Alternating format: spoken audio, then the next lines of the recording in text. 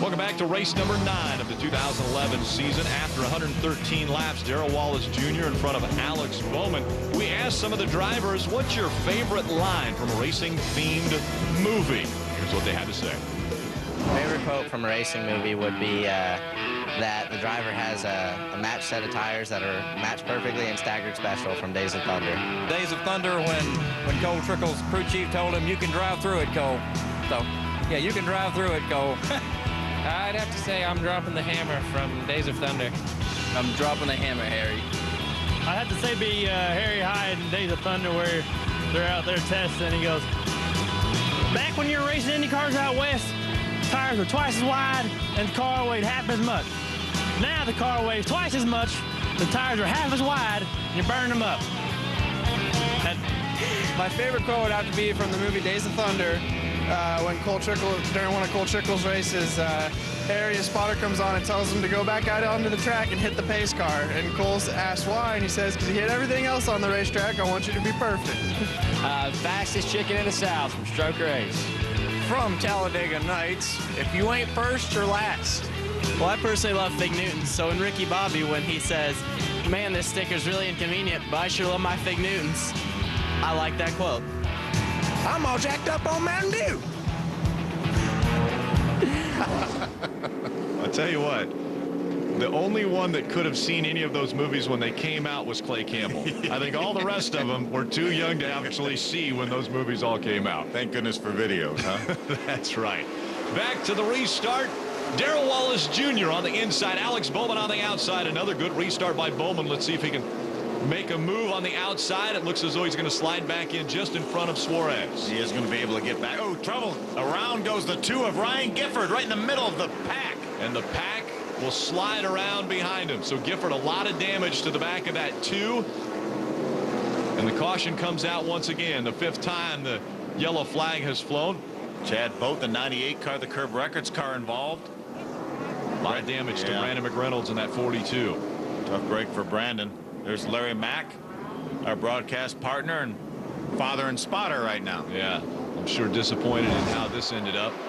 Take another look. Looked like the 4 of Sergio Pena just drove into the back of his teammate, Ryan Gifford. Ryan does a nice job getting that car corralled and really didn't lose all that many positions. There's another view of it. A chain reaction behind him. Everyone's slowing down, and just the contact there. You saw the 42 get into the back of the 62 of Andrew Smith. So the red flag comes out. They'll stop the cars on the racetrack to make sure that they can clean up the racetrack, and we can get back to green flag racing here at Columbus Motor Speedway. We'll be back with more here on Speed, your Motorsports Authority. 2x2, Darrell Wallace Jr. on the inside, Alex Bowman on the outside as we get ready to restart. Just 16 laps remain. This is lap 134 that we will be restarting. Daniel Suarez on the inside of row number 2. Green flag back in the air. Alex Bowman able to get down in front of his teammate once again. He's going to have to work Darrell Wallace Jr. from the inside. He's going to have to try to get underneath him. And around goes Suarez. Sergio Pena gets into the side of him as well. Suarez able to get back going straight once again. Might have lost one position in Matt DiBenedetto, but what a great save. And Sergio Pena into the infield. He gets going once again just in front of our leaders. So Darrell Wallace Jr.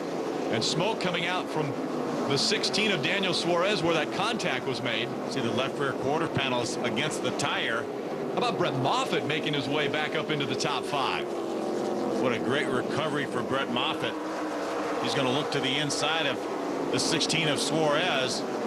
He's going to have it. Trying to take that position away from Daniel Suarez as he has the inside line, and that will be for 4th. Let's take a look at what caused this most recent caution flag and the damage to the 16. You see Sergio Pena got into Daniel Suarez. Sergio ended up getting the worst of it, though, had to slide down through the infield. There's another view of it. Max Gresham ran right into the back of the 4. Yeah. A lot of damage on Max's nose of that car. Yeah, after starting on the pole, Max Gresham has had a very, very difficult evening as we see Chase Elliott working to the inside of Max Gresham. A lot of damage to the hood and the front end of that race car for Max Gresham. That's a battle for the top 5 right there. Battle for the 5th position with 10 to go. Inside of 10 laps remain. So a top 10 battle continuing between Chase Elliott and Max Gresham. Ooh, Chase slides up the racetrack a little bit, pushes Max on up the racetrack and able to take that spot. Dylan Presnell in the 14 just behind these two, looking for an opening if one does show up, and he looks to the inside now, that 18. Well, Gresham went high, just about left the bottom of the racetrack open for Presnell. Dylan not quite able to get there. Working around the slower lap traffic. Again, Monteiro in the 12. Gresham running 7th. A lot of damage to the front end of that race car. There's Pena. Now he finds himself a lap down after that incident. Brett Moffitt takes the spot away from Matt DiBenedetto. So Moffitt up into the 3rd spot now. What a nice recovery by Brett Moffitt. Remember, came in here 2nd in points. Right now we see the troubles that Max Gresham's had, so looks like Brett Moffitt may be gaining a few points here.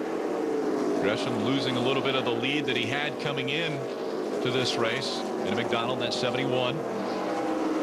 5 laps of racing remain. Laps click off quickly here at Columbus Motor Speedway. Darrell Wallace Jr. a comfortable lead over Alex Bowman. 4 to go when they cross the stripe. Got some lap cars in front of Darrell Wallace. Don't know if they could become an issue. He probably has the largest lead that we've seen this entire race. Final 3 laps of racing coming out of turn number 4. 3 to go for Darrell Wallace Jr. I'm not sure he's going to catch the lap cars and allow Alex Bowman to catch him here in the 2.5 laps we have to go. Ellie Kern on the inside now. 2 to go. Darrell Wallace Jr. last time he went to victory lane, Richmond, earlier this year, trying to shake off that 30th place finish he had from the last stop, the K&N Pro Series East at Loudon. He's going to have to do it the hard way. He's going to have to go by these lap cars on the outside. Final lap for Darrell Wallace Jr. looking to grab his 4th career win, and he will as he comes out of turn number 4. Darrell Wallace Jr. wins at Columbus Motor Speedway. A valiant effort by Alex Bowman on the last lap to try to get up there. Just about got to him. But what a great job by Darrell Wallace. Not enough time, but Darrell Wallace Jr. a very convincing performance here in Columbus. Career win number 4 coming at Columbus Motor Speedway. Columbus, Ohio, winning the Jegs 150. Let's hear from our race winner. Darrell Wallace Jr. wins the Jegs 150 here tonight at Columbus Motor Speedway. But before he celebrates in victory lane, he's going to do a little bit of planking on the roof of the car. Come on down here, Darrell. He gets a hug from Max Siegel in victory lane, planking on the roof of the car. Right. Really? That's it. It's been a joke that me and my teammates been doing for the longest time. We had a good night last night at Walmart over here in Columbus, and I just want to thank the fans for coming out first, and thank God for putting me in this car and keeping me safe and winning this race. He's the one who who got me here, and I'm in the victory lane. So can't thank them. I can't thank the guys at Revolution Racing. You know, Dave, Mick, everybody. They worked their tails off to get this thing in victory lane. We had some bad luck last race, and the U.S. Army jumped on board, and I can't thank them enough. So that just shows how Army strong we are. This heat of the day, I stayed cool, and like I said, Army strong. And like I said, I just want to thank everybody that had to deal with my car, and this is an awesome win. It is a long time coming. I know I won at Richmond earlier, but it felt like it was years ago. So 4th career win, 2nd this year, and we got 3 more to get. Car was dominant here tonight. Did it fall off at all? It didn't look like the car missed a beat once. No, we talked about it earlier. Me and my spotter, Freddie Kraft, shared a few stories about, how he used to work with drivers that save their stuff. And, I just want to thank Freddie right now. He's in the back there. And he was like, just save your stuff. And Dave was in the ear, save the stuff. That's what I did. I had the 59 behind me. I don't mean to spit all over you, but had the 59 behind me, gave me a pressure. And, they're like, be calm, you'll pull. And that's what I did. And I hung on to it till the end. Well, Darrell Wallace Jr. does some planking in victory lane tonight. Derek, we'll get you a towel in just a moment. We want to look at our unofficial results. Darrell Wallace Jr. grabs his 4th career win. Alex Bowman, a very valiant effort there at the end. Yeah, and a career best finish for Alex Bowman, Matt DiBenedetto, and Daniel Suarez. Daniel Suarez with a career best, first top 5. Corey LaJoie, a difficult night for him as he winds up in the 17th spot. Ryan Gifford was 14th. There's Benny Gordon, had trouble at the very, very start of the race. Wasn't able even to start when the rest of the field did. Brandon McReynolds ends up 24th. Let's hear from 2nd. Well, Alex Bowman is the leading candidate for Rookie of the Year this year, and he definitely proved that tonight with a strong second-place run. Yeah, the number 59 St. Jude Children's Research Hospital Toyota was awesome today. We might have burned our stuff up a little bit in the beginning, but it's cool to have Jerry Babb here and get him a good run and go on to Greenville, and we were good there last race, so we should be good there this race too. Take a look at our unofficial point standings. Again, just 3 races remain, and it's tightening up at the top. Brett Moffitt only 80 points back from Max Gresham. Yeah, and Darrell Wallace Jr. got to within that 100 points that his crew chief Dave McCarty said they had to get to have a shot. Let's hear from Brett Moffitt. Well, Darrell Wallace Jr. may have picked up the win tonight, but all eyes were on Brett Moffitt. You had trouble in the beginning of the race and still rallied back for a third-place finish. Yeah, we did. We got caught up. You know, we had a not-so-great qualifying effort, qualified 12th, and got caught up in someone else's mess. And, you know, we had a really fast car. We knew that in practice. And, you know, we definitely had the car to win the race, just like at Langley a couple weeks ago. But we just ran out of time there at the end. You know, we definitely had the winning car, though. Third-place finish for Brett Moffitt tonight. And a good points night for Brett Moffitt as he closes the gap on Max Gresham, who's leading the points. Next stop for the K&N Pro Series West is Portland International Raceway. A little bit of a road course action there for the West Series, but what a great ever here. First time ever for this series to come to Columbus Motor Speedway. We've seen that a couple times out of the East Series in this 2011 season. Problems early for some. Chase Elliott had his father giving him words of encouragement over the radio. Chase ends up with a 6th-place finish.